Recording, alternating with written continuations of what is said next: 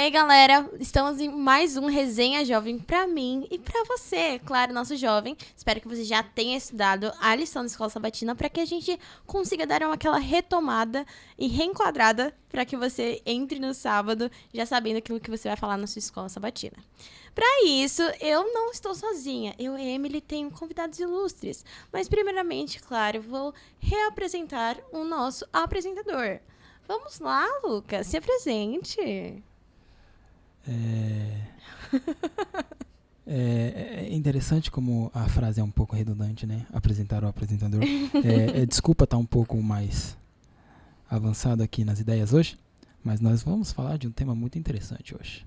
Sensacional. Vamos trazer aqui filósofos de grande importância para a nossa sociedade. Você vê que a voz dele já acalmou, já tá começando mais sério, um conceito mais filosófico. Devido aos meus conhecimentos adquiridos em tais programas anteriores, acredito eu, né, que eu deva falar aqui sobre o espaço. Né? Pode falar. Quero só dizer para vocês aí em casa que nós estamos aqui na Escola do Pensar, né, que cedeu esse espaço para que a gente possa fazer esse sonho, esse projeto, que é levar a lição para vocês. Para quem não me conhece, eu sou o filósofo Pardinho, está aparecendo aqui embaixo o meu nome e o meu Instagram, se você quiser seguir para mais temas de teologia. E eu gostaria de dizer para vocês que também nós não estamos sozinhos, mas eu gostaria também de pedir para que vocês também sigam as nossas redes sociais, que é @APS. @Comunidade Jovem APS. Está aqui embaixo também, senhores. Mas neste momento eu gostaria de apresentar os nossos convidados. Poderemos chamá-los? Com certeza. Vamos começar com o nosso pastorzão. Olá, Grande pastor. Fala, galera. Salve, belezinha? Vai lá, se apresente, pastor. Beleza. Galera, sou o Cleiton, prazer em conhecê-los. Eu fui convidado e tô aqui hoje. se eu sou convidado ilustre, não é porque eu sou ilustre, não, mas é a minha careca mesmo, que brilha às vezes na luz. Mas, galera, valeu pelo convite, tô feliz de estar com vocês. Primeiro podcast, primeira aventura aí, vamos que vamos. Opa! Bora lá. E o nosso outro convidado, quem gostaria de chamar? O nosso jovem, Raul. Se apresente, Raul. Grande Raul. Tudo bem, galera? Eu sou o Raul. Grande Raul. É uma alegria estar aqui com vocês. Nós vamos meditar a palavra de Deus. Sou professor aqui na Escola do Pensar e vamos juntos. Essa aí é uma alegria estar com vocês. Caramba, ele é professor daqui. Sim. Grande Raul, realmente. Grande Raul. Professor de quê, Raul? Religião e projeto de vida. Que Aí isso? sabe. Não, toma. Nossa, você viu? Nossa, Ele... Você viu a importância do rapaz aqui? Eu tô falando pra Não, vocês pra que que falar agora? hoje nós Deixa trouxemos pessoas Trouxemos, importantes aqui. Hoje eu vou falar bonito, tá? Não vou errar uma palavra hoje. Que Mas, não, olha a resposta que eu tô puxando. Pastor, eu gostaria de primeiramente fazer uma pergunta a ti. Faça duas. Pode fazer duas? Nossa, faça Já acabei três, de então, fazer cara. uma. É. Acabei de fazer uma. Pastor, você pode orar pra gente? Bom, com certeza. Opa. Vamos orar então. Senhor Deus, obrigado por estar conosco aqui, para aprendermos a Tua palavra, revisarmos aquilo que estudamos. Nós vamos debater sobre um ponto muito importante, sobre como Paulo discutiu com os atenienses na época quando ele estava vivo, e principalmente enfatizar que o Senhor é o único Criador, o único Deus que está entre nós e quer nos dar vida e nos salvar. Esteja conosco aqui, nos auxilie a entender mais a Tua palavra, em nome de Jesus. Amém. Amém. Opa, agora, já que a gente já pediu a presença do mestre, Jesus, a gente vai começar com o nosso tema de lição. Sócrates ou Jesus? Eis a questão, né? Acho que não deveria nem ser uma pergunta pra você aí, meu queridão, que está me assistindo. Espero que você já tenha a resposta antes de a gente começar nosso estudo. Por favor, né? Por favor, mas... E nele mostra também um meme. Vamos lá. Vamos ver a tirinha? Vamos lá, tirinha. Você quer que eu leia a tirinha? Pode falar. Primeiramente, né, só informar que a tirinha está passando agora. É só dando toque pro editor. Vai passar agora, tá? Para que as pessoas em casa possam assistir também. Então vamos lá. Primeiro começa aqui com Sócrates, né, uma estátua de Sócrates aqui, né, que diz assim: o corpo não é importante. O que importa é a alma imortal que vive para sempre. O que aconteceu com Sócrates? Morreu. Tá morto. Morreu. Ora, ora, hein? Ora. Vem Jesus, né, e diz: os mortos ressuscitarão com um corpo imortal e incorruptível. Jesus está? Vivo. Vivo. O que vocês entenderam dessa tirinha? Do contexto geral da lição? Cara, que coisa, né? A gente pensa em Sócrates e Jesus, né? Por exemplo, Jesus fala e acontece. Agora Sócrates fala e não acontece. Bem simplão, né? Bem simplão. Simples, né? Direto. Bem direto, bem direto. Mas o que é interessante é que na lição a gente vai desenvolver bastante esse assunto, né? Porque, por exemplo, tem algumas coisas que o pessoal da filosofia grega, eles falavam que não fazia muito sentido. Por exemplo, eu vou só soltar aqui, entendeu? Só vou soltar, jogar. Que, por exemplo, o nosso corpo é ruim, nosso corpo carrega a maldade e a nossa alma, que é boa, tá presa nela.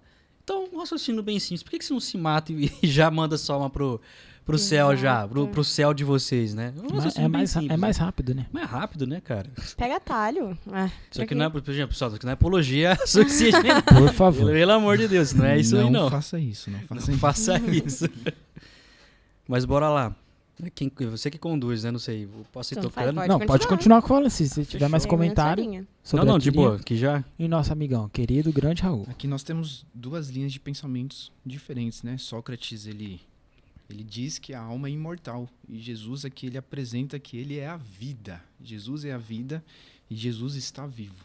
Nós podemos ver na tirinha dois pensamentos totalmente diferentes, né?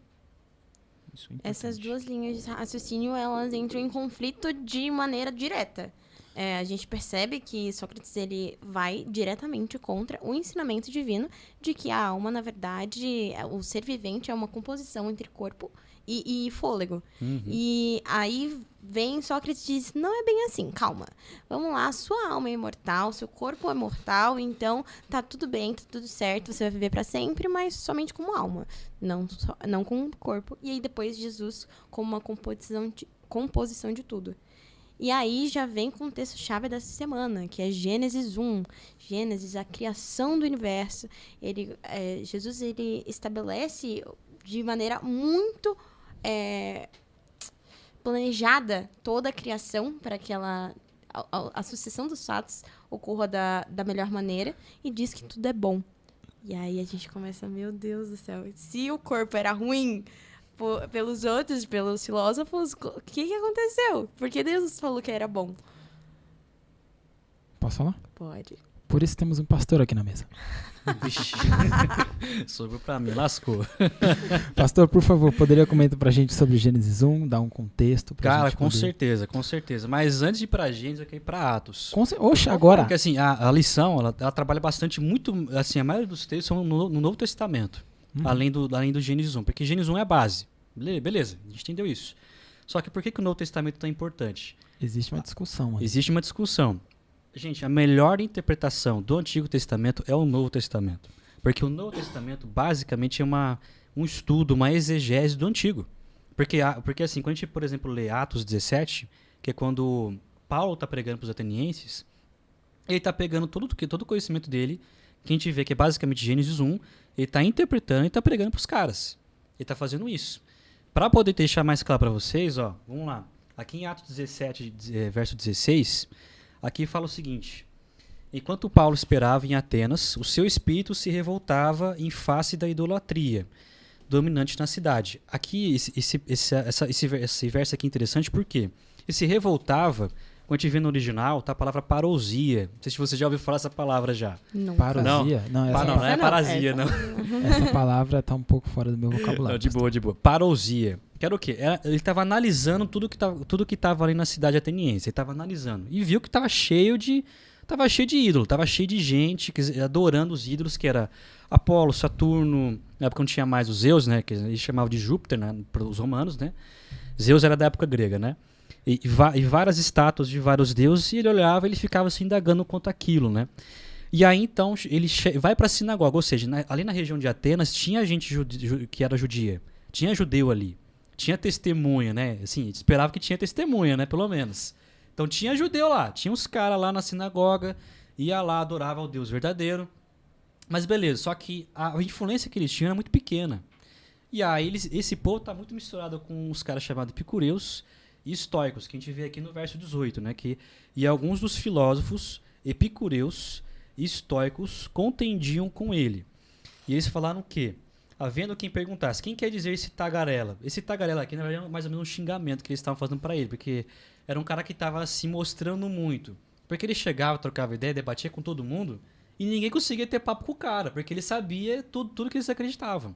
A gente consegue ver isso melhor depois quando ele começa a falar. E aí eles pegam ele e levam ele pro Areópago, né? Ou melhor, seria pro Coliseu. Não é Coliseu. Acho que vamos colocar como Coliseu. É como se tivesse essa ideia. É mais ou menos um local onde fosse um edifício lá com vários murais, onde os filósofos ficavam ali conversando, tratavam da parte política, da parte civil e várias coisas, né? Acho que eu já estou falando demais já, né? Que isso, pastor? pode Continua. continuar. Areópago mesmo. Areópago, né? Areópago. É que tem uma outra palavra que é sinônima dessa, que eu esqueci o nome, mas não tem problema. Só quero falar um pouco dos epicureus. Eu não entendi. Não, só pra falar um pouquinho mais próximo aqui. Fechou. Isso. Quero falar só um pouco dos epicureus e um pouco dos estoicos. O que eles são? Primeiro, epicureu vem do nome Epicuro, que também foi um grande filósofo. Estoicos não vem de um nome de um cara chamado estoico, ou qualquer outra Estói. Vem dos estói aí. Na verdade, eles vêm... deixei até anotado aqui. O nome... o nome estoico vem de stoa de porquile, quer dizer, poikile, que na verdade estoi significa pórtico. Ou seja, era um local onde eles estavam estudando numa região que era poikile. E aí eles tinham o seu momento onde debatiam várias ideias. Os epicureus, eles tinham qual filosofia? Primeiro, que era a visão de mundo deles. Eles tinham uma visão materialista, ou seja, tudo era matéria, que é aquilo que eles estão vendo. E aí então a gente volta para Sócrates. Sócrates, a gente tem Platão, a gente tem Aristóteles, a gente tem toda essa galera filósofa que eles tinham a seguinte visão. Por exemplo, o mito da caverna, quem escreveu foi Platão. O que é o mito da caverna? Bem resumidamente, assim, bem resumido. Você tem a sua alma, né, que está dentro de você, e você tem a sua forma corpórea. E depois, quando você morre, ela se divide. E na Teogonia de Hesíodo, que é onde nós conhecemos as histórias dos deuses, como Zeus, Poseidon, Hades, a origem dos titãs, dos primordiais, da mitologia grega. Gente, vai falar de Bíblia, tá? Eu tô trazendo um pouquinho de filosofia só pra gente entender. Relaxa, pastor. Eu já zerei Pode God of War. continuar. Eu sei tudo isso. Já zerou God of War? Já sei tudo Vai lançar isso. um novo agora. Eu vi. Vai lançar um novo. Tô sem dinheiro, acabei de casar. Então, bora lá. Então, assim, ali tem a história dos deuses. E uma ideia muito interessante é que os deuses, na concepção deles, eram os que determinavam as coisas que eles deviam fazer ou não. Inclusive, muitos dos substantivos, nomes e verbos da gramática grega são os nomes dos deuses. Por exemplo, a palavra morte, quando Paulo fala que onde está o aguilhão da morte, está a palavra Thanatos, que é o nome de um primordial. Thanatos. Quando ele fala, por exemplo, o inferno ou o submundo, é o nome Hades. Então, assim, pra vocês verem como a ideia deles, o pressuposto que eles tinham de crenças, influenciava a forma como eles se comunicavam. Beleza, entendemos isso. A visão materialista deles era o quê? Por exemplo, o nosso corpo é corruptível, tem problemas, e qualquer tipo de prazer é coisa ruim. Vou dar um exemplo. Por exemplo, quando a gente assistiu... Você já assistiu o filme Troia? Já. Sim. Você lembra, não sei se você lembra de uma cena de Aquiles arrancando a cabeça de uma estátua Eu vi. do Apolo. Muito da hora. Então, qual que é essa ideia? Primeiro, os troianos, eles faziam parte do reinado ateniense. E a Esparta é Esparta, né? Eles estavam atacando os caras. Apolo e Atena faziam parte dos deuses atenienses, que eles colocavam e levavam a sério. Beleza. Qual que é a ideia da estátua, né? A estátua, se vocês perceberem, é uma estátua onde tem um deus com um porte físico, vamos dizer, slim fit, né? De bodybuilder lá. E por que eles colocavam dessa forma? Por quê? Porque o homem ideal na época deles, como eu posso dizer, identificava muito mais o porte físico, o cuidado e a pose, mostrando a questão de poder, do que simplesmente ressaltando até mesmo os órgãos sexuais deles. Porque quando a gente analisa um pouco da arqueologia, nós vemos que muitos dos artefatos, estátuas, que tem, por exemplo, na época da mitologia grega, que tem estátuas com os órgãos sexuais, por exemplo, um pouco maiores do que o normal, é para trazer uma sátira. Por isso que as estátuas têm os... Exatamente. Olha só. Por isso que Postura é cultura. essa sátira era o quê? Mostrar que esse tipo de pessoa não prestava, porque é uma pessoa que não se controla, que não tem controle, que é uma pessoa que tem, por exemplo, total autonomia de si, porque essa era a principal ideia dos epicureus e dos estoicos, ter total autonomia e poder entre eles. Ou seja, ter o domínio. Segunda coisa, eles colocavam a razão acima da emoção. Então o importante era seguir a ordem, seguir a lei, seguir a civilidade, seguir o que está ali, seguir as regras. Então não interessa a emoção, não interessa a sua família, não interessa, por exemplo, se você tem sentimentos pelos seus filhos, por exemplo, vamos pegar na época grega, né?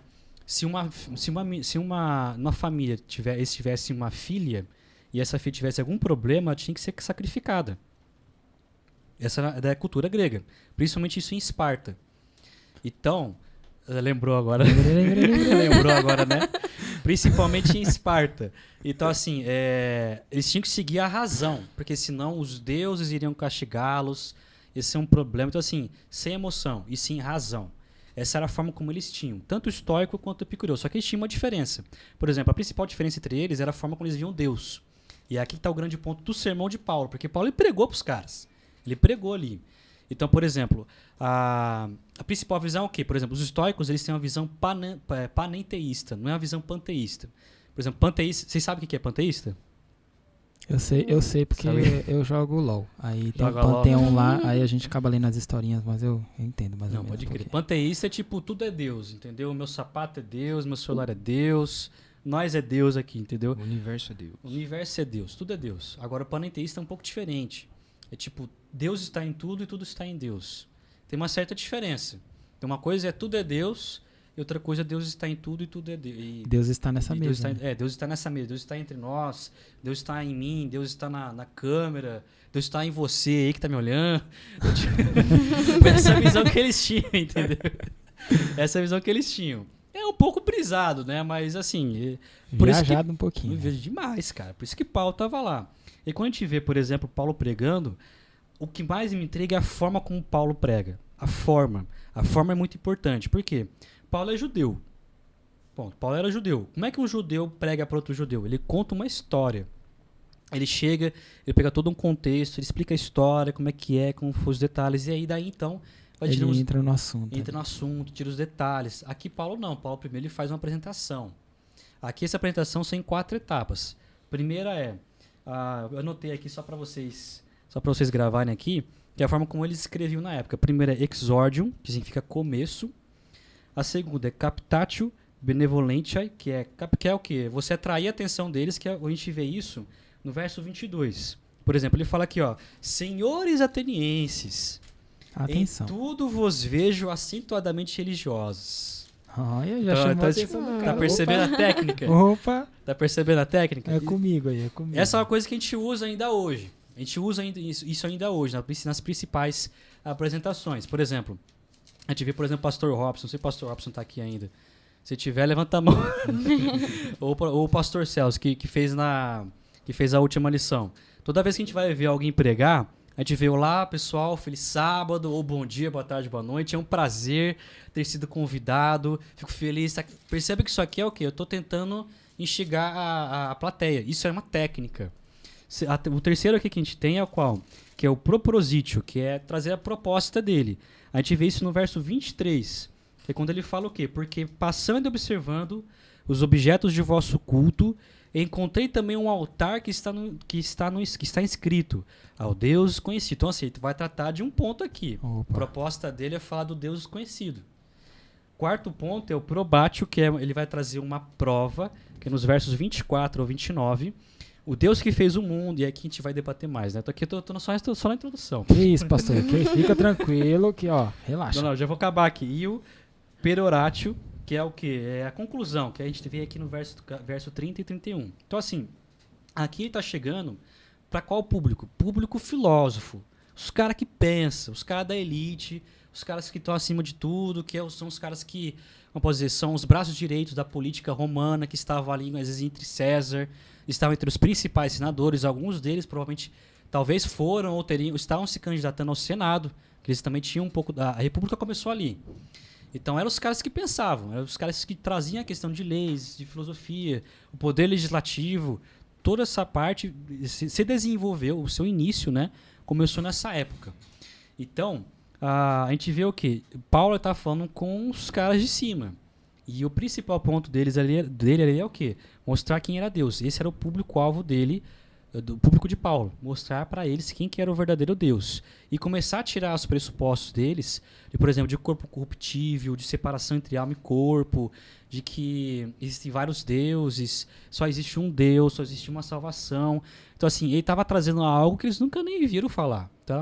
Algo muito diferente. E aí, então, a gente começa a entrar em Gênesis, porque ele está pregando Gênesis, ele está trazendo a interpretação dele. É interessante que, assim, um ponto também que é citado na lição também, que esse povo que estava escutando Paulo, eles tinham uma preocupação muito grande de se livrar do corpo, né? Porque, como o senhor bem falou no começo, a alma deles era algo perfeito, então o corpo era horrível. Sendo que era totalmente contra aquilo que Paulo queria pregar para eles, que o quê? Que o nosso corpo será redimido, né? Através de Cristo Jesus e do sangue dele. É um negócio muito louco, porque esse tipo de ideia, será que, por exemplo, não foi abraçado pelo cristianismo conforme foi passando o tempo, antes da gente de fato entrar em Gênesis ali que a gente vai? Cara, foi muito. Porque, tipo assim, o estoicismo é o que mais influenciou as teologias hoje em dia. Que é, por exemplo, lembra que eu falei que tudo está em Deus e Deus está em tudo? É aquela velha história, que eu já ouvi já. Eu não vou dar muitos detalhes, mas eu já ouvi de alguns líderes religiosos. O cara veio assim pra mim e deu o seguinte exemplo. Tá vendo essa mão aqui, Cleiton? Era um líder religioso, tá? Não vou falar pra não dar polêmica Tudo aqui. bem, tudo bem. Não vou falar pra não dar Essa parte, polêmica. tudo bem. O cara chegou em mim e falou, Cleiton, ó, tá vendo essa mão aqui? Tá vendo esse dedo? Tô, não sou cego, né? Tô, tá, beleza. Ó. Todos esses dedos, todas as direções deles vão até onde? Vão até o coração. Todos os caminhos levam a Deus. Uau! Nossa, cara, quando eu vi isso, eu falei, nossa, eu não sabia. Eu não tinha conhecido a igreja adventista ainda, né? Eu era moleque, eu tinha 14 anos, cara. Eu era vida louca na época. Jovem. Era jovenzão. Jovem. Mas eu fiquei, nossa, cara, eu nunca tinha parado pra pensar nisso. Depois, quando eu entrei pra igreja, eu entendi a Bíblia. Eu falei, não, peraí, não é muito bem assim não, entendeu? Não é bem assim. Não é bem assim. Então, por exemplo, aquela velha história de, por exemplo, você é o centro de Deus e tal. Não, cara, não é assim. Deus não precisa de nós. Nós que precisamos dele. Nós que precisamos buscar ele. Agora, por exemplo, essa ideia de todos os caminhos levam a Deus e tudo pode, tudo vale. É o que a gente Tudo mais... é relativo. Tudo é relativo. Cara, a gente vê demais isso em qualquer denominação, cara. Não, tá valendo isso, tá valendo aquilo. Tá tendo até a ideia agora, por exemplo, não, a gente tem que repensar sexo antes do casamento. Cara, não, isso é um problema, isso está acontecendo muito, e a gente vê um pouco disso daqui, da relativização. Muita filosofia que está sendo colocada e pouco Bíblia. Muita filosofia e pouco Bíblia. A gente tem que ir direto o que a Bíblia fala. Tem muita coisa que acontece aí também por fora, pegando nesse contexto, que eu acho que eu não digo que foi só o cristianismo que abraçou, eu acho que tem muita coisa no mundo que abraçou essa ideia de, tipo assim, de eu ser o centro, principalmente que o meu corpo não presta. Isso. Até porque, eu vou falar de novo aqui, tá bom? Eu era coroinha. Tem que falar. E assim, uma coisa que a gente aprende na igreja católica é que o nosso corpo é mau. Sim. A nossa alma é boa. O nosso corpo é mau. Exatamente. Por isso que a relação sexual não deve ser feita para adquirir prazer, porque eu estou dando prazer à carne. Uma das coisas que são faladas. E a gente sabe através da Bíblia que não é bem assim, até porque isso daí foi um presente de Deus. Eu estou dizendo disso porque é algo que é muito mais fácil de você ouvir aí em relação ao seu corpo, porque o seu corpo é ruim, então tudo que dá prazer ao seu corpo é ruim. Isso é estoicismo. Você tem que fazer o quê? Que dá prazer à sua alma. E aí você entra na questão do budismo, que os caras ficam lá não sei quanto tempo lá nas montanhas e para alcançar a plenitude espiritual, uns negócios muito doidos, cara. Uhum. E aí a gente acaba separando matéria e espiritualidade. Você queria falar, amigão? Isso me faz lembrar uma outra passagem de Paulo. Quando Paulo ele escreve ali para os Romanos, lá no capítulo 12, Paulo ele diz assim: rogo-vos, pois, irmãos, que apresenteis o vosso corpo como sacrifício santo, vivo e agradável a Deus. Romanos 12, versículo 1. Isso é um absurdo para romano, cara. E Isso esse absurdo. é o vosso culto racional, igual o pastor disse, né? Uhum. Eles eram muito racionais, só que Paulo vem e fala assim: apresente o corpo de vocês como sacrifício vivo e santo. Aí o cara pensa, peraí. O corpo tem coisa ruim, eu tenho que me oferecer. Na verdade, a minha alma... Como tipo eu vou assim, oferecer não faz sentido. algo ruim como sacrifício? Exatamente. E aí ele fala: esse é o vosso culto racional. Oferecer o corpo como... Essa bandeira do meu corpo, minhas regras, parece que é algo novo, né? Só que, na verdade, Paulo já lutava contra isso lá, há 2000 anos atrás. Romanos 1, ele fala isso. A partir do versículo 25, por aí, ele fala sobre isso. É, literalmente, porque, na verdade, nós, quando a gente se reconhece como um instrumento, a gente reconhece que o corpo não é nosso. E, sabendo disso, olhando para Gênesis, você começa a perceber algumas questões que eu já tinha falado no início, do sentido de tudo é bom a partir do momento que Deus criou. Mas Isso. aí, depois que a gente toma conta e se acha independente dele, aí sim as coisas começam a ficar ruins. Então, aquela história de o homem é o lobo do homem e essa ideia filosófica de que eu mesma vou fazer de uma forma pejorativa, até de certa forma há uma certa razão a partir do momento que a gente tem a nossa divindade corrompida. No sentido de, no princípio, Deus criou tudo em sua perfeição e a nós mesmos em sua semelhança com ele. Quando a gente acaba pecando, nós tiramos de nós a nossa a autoridade dele divina e escolhemos o nosso próprio caminho para se desviar totalmente dele e se perder nesse caminho. Mas vamos entender então como é que essa questão do corpo, se de fato é mal, se não é, né, através de Gênesis 1. Vamos lá. Vamos lá, pastor. Agora é contigo, Gênesis. que eu fiquei sabendo que você vai Bora trazer um pra hebraico aí pra gente aí. Eu ia trazer um grego. Eu já falei um pouquinho de grego, já falei um pouco de hebraico. Bora lá. Agora aramaico, é outra linguagem que tem bíblica. Aramaico e Daniel. Daniel e Isaías. Bora lá. Cara, tanto Gênesis 1 quanto Gênesis 2. Eu vou começar por Gênesis 2. Gênesis 2:7. Então formou o Senhor Deus ao homem do pó da terra e lhe soprou nas narinas o fôlego de vida. E o homem passou a ser alma vivente. A primeira palavra aqui que eu quero destacar é a palavra sopro, que é o ruach. A palavra ruach. Essa palavra ruach, eu posso dizer, cara, não tem muito o que a gente ficar, por exemplo, pensando muito. É exatamente como está traduzido, é o fôlego. É um sopro, Deus soprou. Ou seja, o ser humano tem um conjunto do ser humano faz parte do sopro de Deus. Esse sopro que ele nos concedeu. Outra coisa, que é a questão do barro. Aqui fala, por exemplo, ele soprou nas narinas o fôlego de vida e o homem passou a ser alma vivente. O que é interessante é que a palavra homem é uma possibilidade de tradução. Claro, foi homem, obviamente. Foi o homem, que foi Adão. Só que quando a gente vê a palavra também homem, também às vezes é a palavra humano, tá? E principalmente essa palavra, a palavra humano, ela é mais aplicada em Gênesis 1, versos 26 e 27, tá? Que se refere à questão de humanidade. Mas enfim, aqui Deus criou então Adão e nós temos a palavra Hayá, que é o ser. Ou seja, ele se tornou um só, que é o barro e o fôlego de Deus, se tornou um só. Em Gênesis 1 nós já temos o primeiro relato da criação, só que como se fosse uma introdução. E aqui no capítulo 2, ele traz uma coisa mais intencional, ou seja, com mais detalhes. Porque, por exemplo, se Deus quisesse, vou perguntar para vocês, se Deus quisesse criar os 7 dias em um estalar de Deus, ele podia? Com certeza. Pode. Sim. Agora, ele se deu o trabalho de fazer isso, por exemplo, fui falando e fazendo tal coisa. Ou seja, ele se deu o trabalho de fazer isso. Isso significa o quê? Ele quis ter intenção com isso.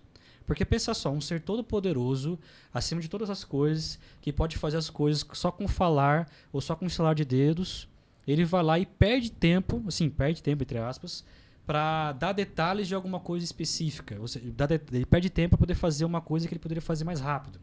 Mostra que ele tem intenção de fazer aquilo. Ele tem alguma coisa especial para aquilo. Mesma coisa que o ser humano. Ele podia ter falado, apareça o homem. Não, ele foi lá e ele mexeu com as mãos no barro.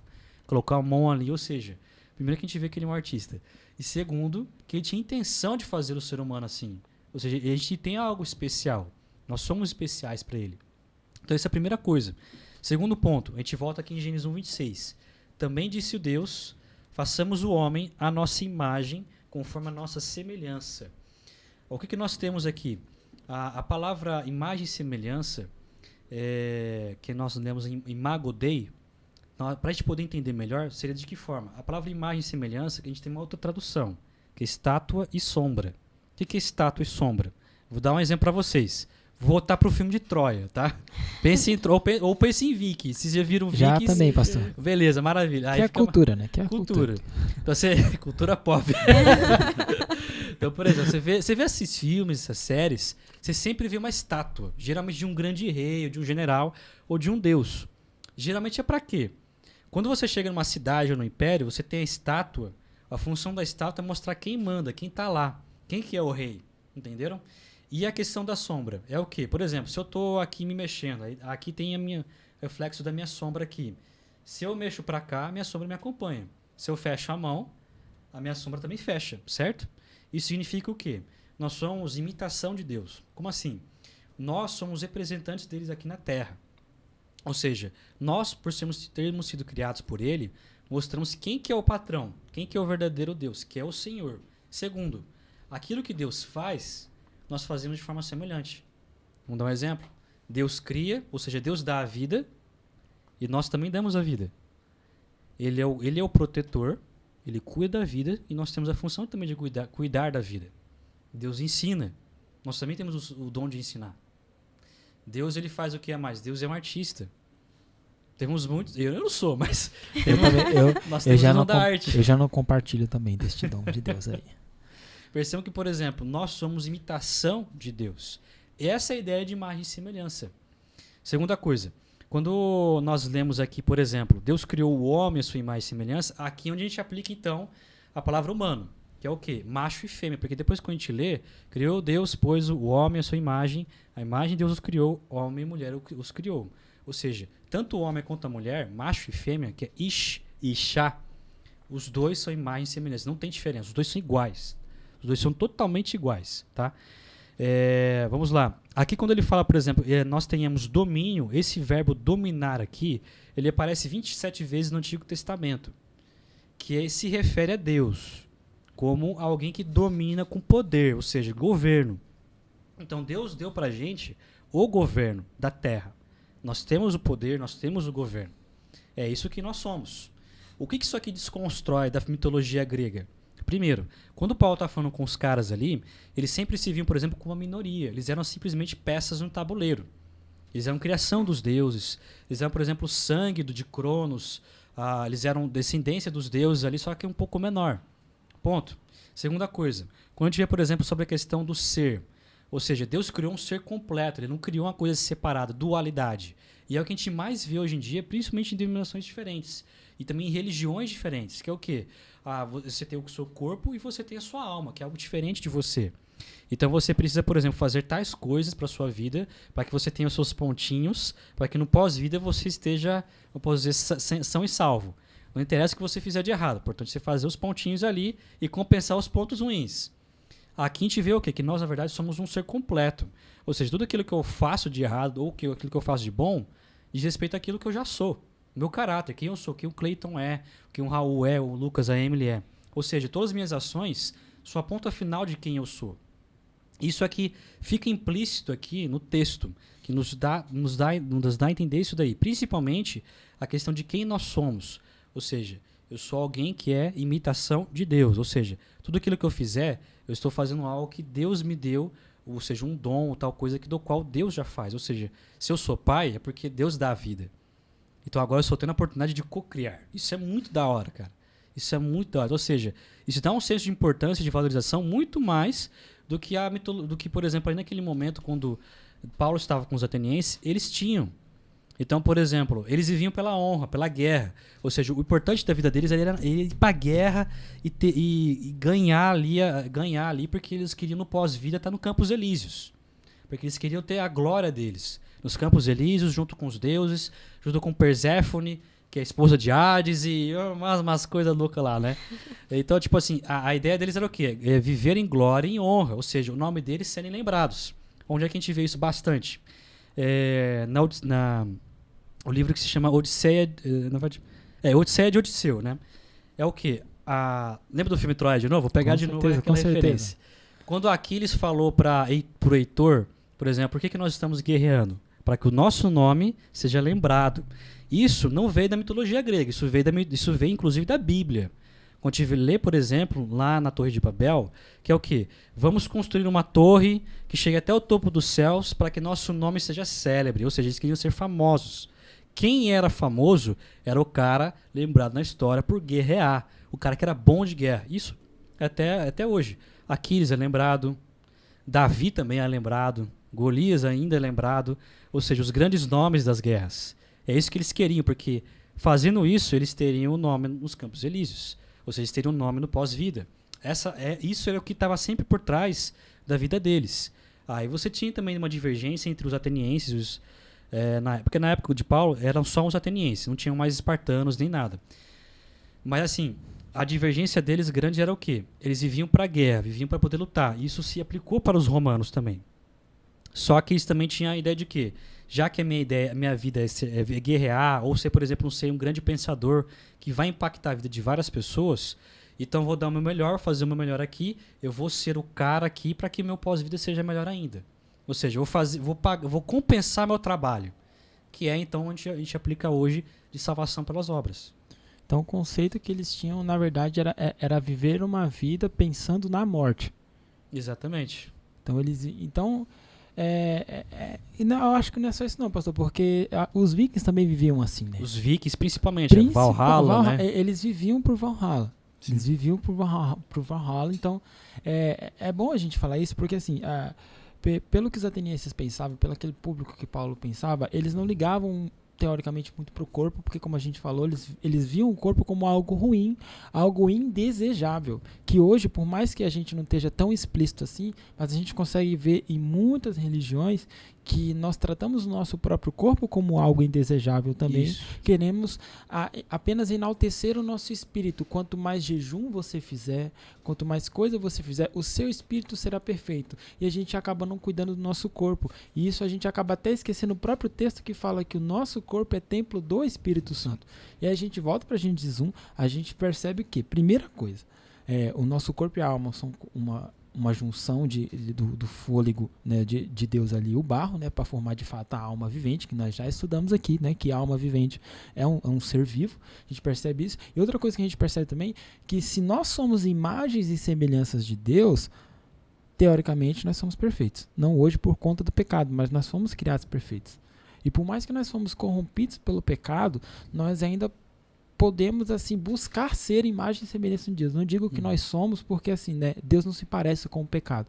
Mas a nossa vida inteira é uma busca de ser a imagem e semelhança de Deus novamente. Que é aquela coisa que Paulo estava querendo falar para eles no começo. Que assim, a nossa vida inteira é redimir o nosso corpo para algo perfeito, né? Sabemos que isso aí só vai acontecer quando Cristo voltar, que será a nossa transfiguração do corpo e tudo mais. Só que aí eu queria trazer aqui para vocês também o conceito do seguinte: como que ter esse entendimento da morte implica no conceito da nossa fé?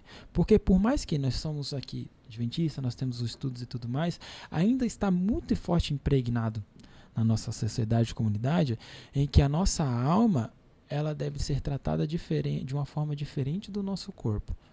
Como, por exemplo, eu já vi gente falando na nossa igreja já, não, porque você tem que acordar 4 horas da manhã, eu sei que você está cansado, mas é para que o seu espírito chegue mais próximo a Deus, que não sei o quê. Mas eu tô cansado, velho, como é que eu vou orar cansado, entendeu? Tipo, não dizendo que você não tem que acordar de manhã, tá, dieta do Éden, para ficar mais próximo do Espírito Santo. Uns negócios assim. Eu queria saber disso, assim, de vocês agora, todo mundo aqui. Como ter essa visão da morte do nosso corpo influencia na nossa fé e como nós visamos a nossa vida perante a morte. Porque até então nós temos a promessa de que, assim, nós podemos ver Jesus voltar. Se nós vamos ver Jesus voltar em vida, nós não passaremos pela morte. Porém, ainda há a possibilidade que a gente possa passar pela morte ali. Como é que a gente consegue conciliar essas duas coisas aí? Nós podemos ver através do debate de Paulo e esses filósofos. Quando Paulo entra no assunto da ressurreição, aí... Como assim ressurreição, amigão? Ressurreição, um corpo transformado já não é comigo. E aí o debate parece que se encerra quando nós vamos para esse aspecto da ressurreição. Eles não querem voltar para o corpo. Não querem voltar para o corpo. Só que aí nós vemos essa ideia do corpo, ela é tão especial para Deus que o próprio Deus se faz carne e habita entre nós. Isso que nós podemos perceber. Cristo ele tomou a natureza humana e habitou entre nós. E habitar, nós lembramos do quê? Da tenda. Algumas lições atrás nós estudamos que... Lição 6, se eu não me engano. Isso, que o nosso corpo é uma tenda, né? Paulo ele falava sobre isso e etc. E habitou entre nós. Quando Deus, no antigo Israel, queria habitar com o povo, ele pediu para Moisés construir o quê? Uma tenda. Uma tenda, o santuário. E aqui Jesus, ele tem a função de habitar entre nós. Ele assume um corpo. Então, opa, faz sentido. E Jesus ressuscitou. E se ele ressuscitou, ele ainda mantém o seu próprio corpo. Até Então, se você for pensar também, quando Deus ele faz todo o seu processo para entrar então no santuário celeste e ele dá o seu corpo para que redimisse nossos pecados, ele acaba se desfazendo do corpo e se tornando a alma, que as pessoas diriam. Mas aí a gente coloca muitas aspas nisso. O próprio Deus, ele não se fez alma. Ele era Deus, a junção de tudo. E quando ele se sacrifica por nós, ele vai, tira a chave do Hades, sobe para o Eterno e roga por nós hoje no Santuário Celeste. Mas se você for pensar, Deus ele fala que nos está preparando morada no céu. E para isso que ele está lá, além de rogar por nós, além de pedir pelos nossos pecados, entrando no Santíssimo. Quando isso acontece, Deus não nos deixa sem casa. Ele nos faz casa para o Espírito Santo. Ele nos faz tenda para o Espírito Santo e nos torna templo. E quando ele faz isso, ele constrói uma morada no céu, esperando que a gente habite com ele, mas antes disso nos faz casa para que o Espírito Santo habite em nós. Então essa ideia de que Jesus não nos deixa sem casa, não nos deixa sem morada, é incrível, porque ele nos deu o corpo como uma função divina, não é uma assinatura do Criador.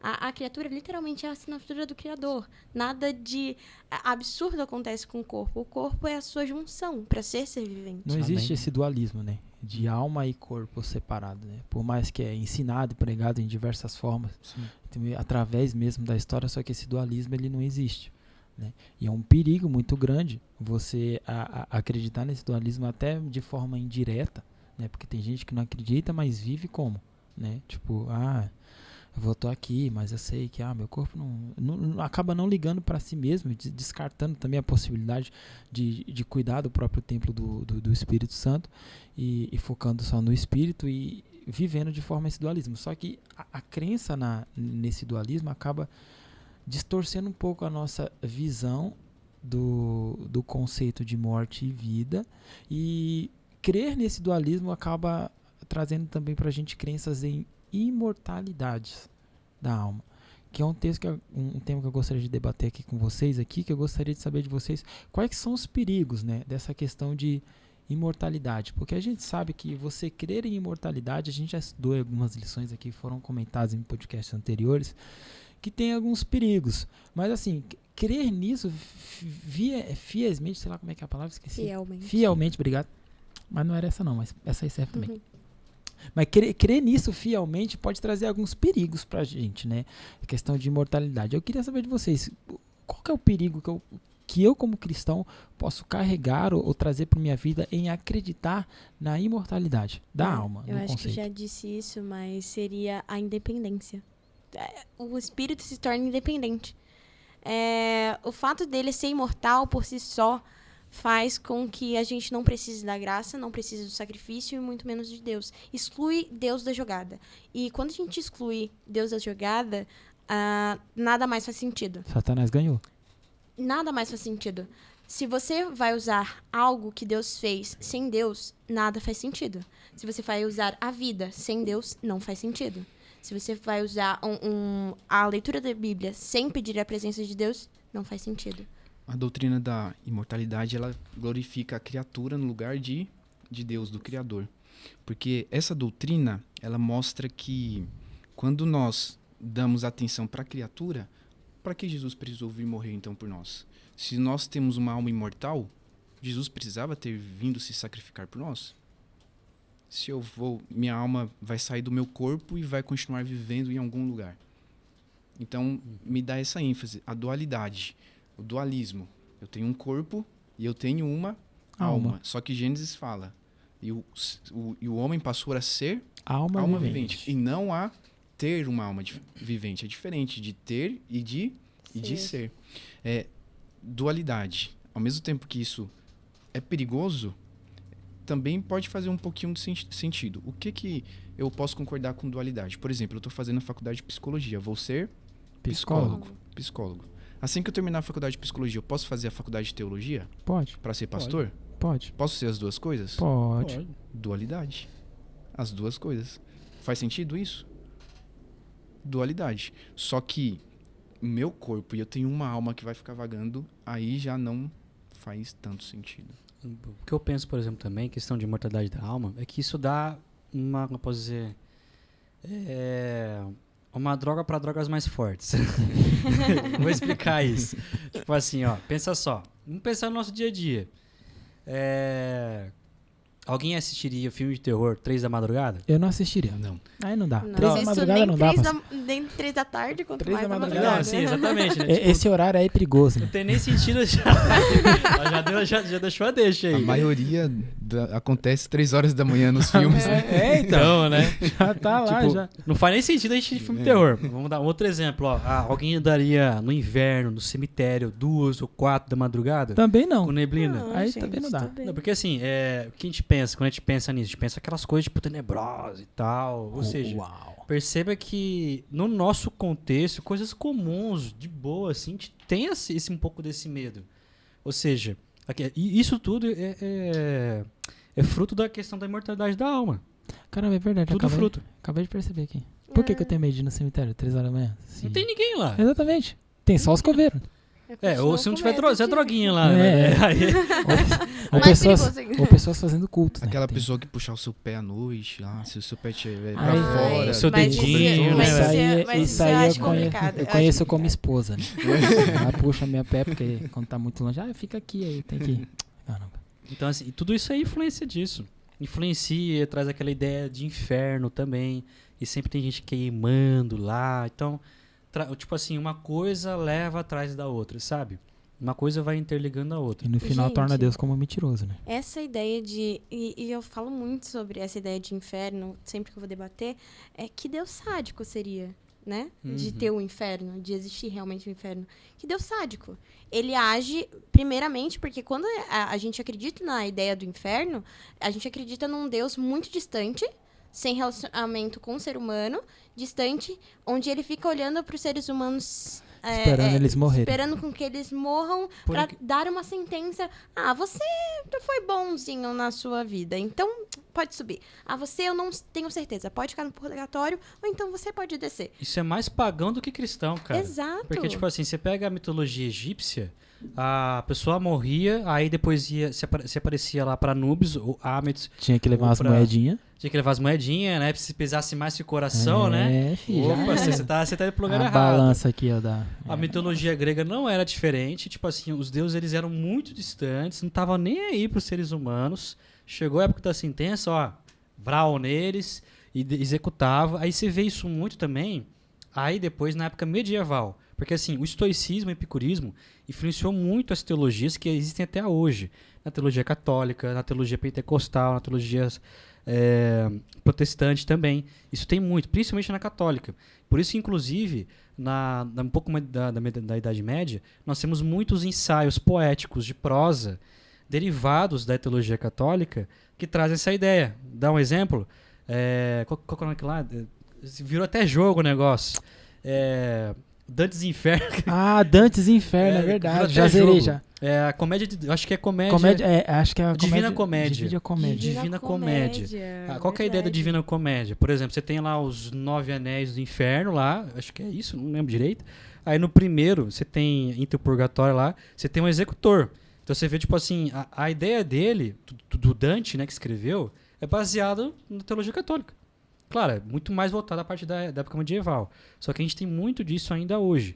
Que é o quê? Por exemplo, eu tenho que orar, eu tenho que rezar para outras entidades para poder receber perdão de pecados. Quem Quando, faz? quando eu morro, por exemplo, se a pessoa não for uma pessoa boa, ela ainda tem chance, tem que orar para tal santo ou tal pessoa, para que essa pessoa tenha os pecados perdoados e suba ao purgatório para depois ir para o céu. Tem que fazer todo um processo, entendeu? Isso tudo vem das mitologias que a gente conheceu. Já pararam pra pensar que tudo isso pode ser pra controlar as nossas ações? Com Através certeza. do medo, por exemplo, criança, a mãe falava pra criança, não brinca na rua porque o homem do saco vai passar. Te passar, Aí você não né? brincava porque você tinha medo do homem, né? É sacanagem. Criança Isso era que brincadeira. também cresce com medo de injeção. Se você aprontar, eu vou te levar no médico vai te dar uma médico injeção. para tomar injeção. Se você não fizer as boas ações, você vai pro inferno. Controle pelo medo. Então, ó, isso Através do medo. não é só, né? Por exemplo, na Igreja Católica que existe esse conceito. O próprio budismo tem um conceito de 7 mundos. Né, o mundo das bestas, o mundo das feras, eu não lembro o 7 agora. Só sei que era o especial do Chaka de Virgem lá dos Cavaleiros do Zodíaco. Eu sei disso, mas depois esse daí de fato tem isso mesmo. Então, e cada mundo, você merece aquele mundo de acordo com o que você viveu aqui. Ou seja, a maioria das teologias, a história em si, a recompensa nunca é para o ser, né? Nunca é para o homem, é sempre para a sua alma. O que você fez com o seu corpo, o que você fez durante a vida, você terá a recompensa para a sua alma. Seu corpo já tá nem aí pro seu corpo, mas é a sua alma quem receberá a recompensa. E é que nem você falou, hoje a gente vê isso muito forte com a questão do céu e do inferno, porque a recompensa não é pro corpo, é pra alma. Sim. Você não vê tipo assim, fulano faleceu, e a pessoa fala assim, mas ele agora está no céu, mas ele está no céu, mas o corpo dele está aqui.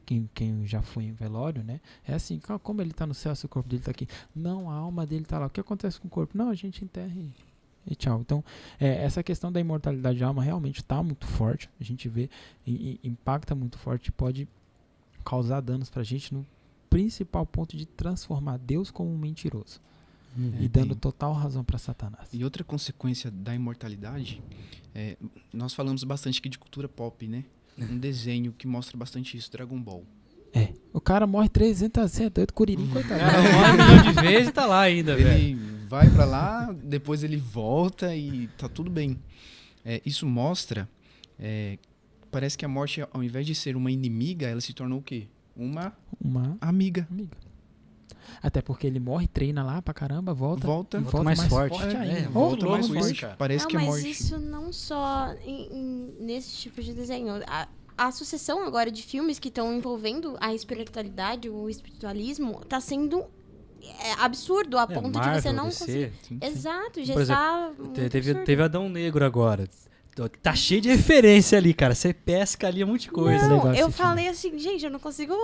Daqui a pouco eu faço uma pregação com Adão Negro aqui e eu vou mostrar os fatos errados. De bem isso, né? Tava muito discrepante. Outra coisa que eu queria só enfatizar aqui, por exemplo, que no sermão do apóstolo Paulo, isso aqui que ele fez foi um sermão. Nem todo mundo gostou. Percebo que, tipo assim, foi para um público-alvo. Sabe aquele sermão que pega no coração da pessoa? É pra você. E a pessoa não quer mudar, sabe? Então aqui, por exemplo, a gente vê no final que muitos não gostaram. Falaram, esse cara tá falando balela, Começaram né? a xingar ele, né? Não gostaram. O que esse cara, né? Um judeu aí de meia tigela, que é governado por nosso império, que é romano? Pelo amor de Deus, né? Então, só que assim, o ponto principal que eu queria enfatizar é como que ele me apresenta a Deus. Que ele falou que o Deus que fez o mundo e tudo que nele existe. O que isso aqui... A primeira coisa que ele desconstrói aqui é o conceito de criação deles. Porque quando a ideia de criação deles da mitologia grega é o quê? Tudo surgiu com o quê? Com os primordiais. Que existia a Terra. Os primordiais, eles tinham, por exemplo, a vida que se desenvolvia. Ou seja, um primordial era para a água, outro era para a terra. Outro pro tempo. Outro para várias coisas. Então aí eles foram se matando depois, tiveram guerra entre eles, e aí o planeta foi sendo criado. Aí veio os titãs, aí depois veio a humanidade, aí dos titãs vieram os deuses. Então o que acontece? A ideia deles era que o quê? Que cada deus representa um local geográfico, que ele tem domínio e que ele foi criador. Poseidon, deus dos mares. Hades, deus do submundo. Apolo, deus sol. Exatamente. Thanatos, deus da morte. Por aí vai. Agora aqui, ele fala o quê? Existe um Deus que criou tudo. É o Deus desconhecido que vocês estão colocando ali. Um Deus só. E quem faz isso? Quer dizer, onde isso acontece de novo? Em Êxodo 20. Quando Deus fala para Moisés. O primeiro mandamento. Não adorarás outros deuses. Eu sou um Deus zeloso. Por que ele fala isso?